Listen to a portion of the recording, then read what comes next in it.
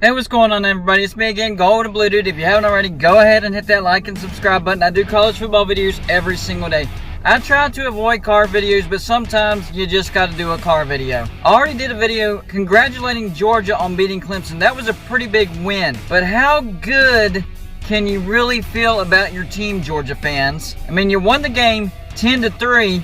Clemson looked horrific. DJ Uiagalelei looked lost out there.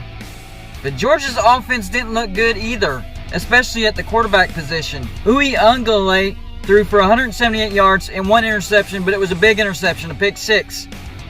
JT Daniels, he threw for 135 yards and an interception. Neither quarterback threw for a touchdown. Both of them threw an interception. DJ's was more costly because it was a pick six. So Georgia has some work to do on the offense. I think Georgia fans have a long way to go before you guys can relax. Alabama looked really, really good against Miami. Really good. Y'all have to figure out how to muster up some offense before you think you're going to beat Alabama. That defense, as great as it looked last night against Clemson, can't win every single game for you. Offense is a big deal in this day and age of college football. Now, your defense won the game against Clemson, but Clemson looked pretty bad as well. I think Clemson has a lot of questions. They could end up with a 2 or 3 loss season and completely miss the playoffs. And I'm not trying to take away from your win. This was a big win for Georgia. Very big win. But if you wanted to feel good about yourselves, Georgia's offense needed to look a little bit better than what they did last night. They were just as anemic as Clemson's. The good news for Georgia is your schedule sets up very nicely. You get Missouri and Kentucky at home. Those two teams are going to be much better this year.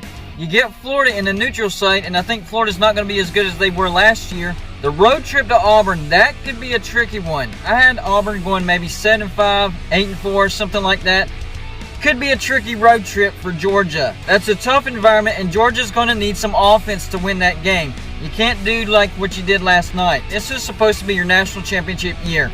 This is supposed to be the year where you erase 1980 and win the big one. I do expect Georgia to jump up to number 2 in the nation. I think they will leapfrog Ohio State and Oklahoma. Both of those two teams didn't look all that great. You beat a top 5 Clemson. Your offense didn't look great. That was a big win. So I expect Alabama to be number 1 and Georgia to be number 2. That's going to be a lot of pressure for Georgia. So that's another thing you're going to have to deal with. An immense amount of pressure. Great defensive game for Georgia. Good luck, Bulldog fans, and the good news is you have the entire season to get that figured out. The road trip to Auburn, yes, it could be tricky, but even if you were to lose that game, that's still only 1 loss. You still get the SEC championship, so that's 11, 12 weeks to figure it out before you actually have to play Alabama because you don't get them in the regular season. So that's some good news. You do have some time to figure this out. So right now, I highly doubt that Nick Saban is actually nervous about Georgia and having to play Georgia in the SEC championship. Now, if your offense starts clicking, those injuries starts healing, and you start putting a lot of points on the board, then maybe Nick Saban might start getting nervous about Georgia. But as of right now, he's probably still smiling over there in Tuscaloosa. That's all I got for you for this show. Like and subscribe if you haven't already, and I'll see you on my next show.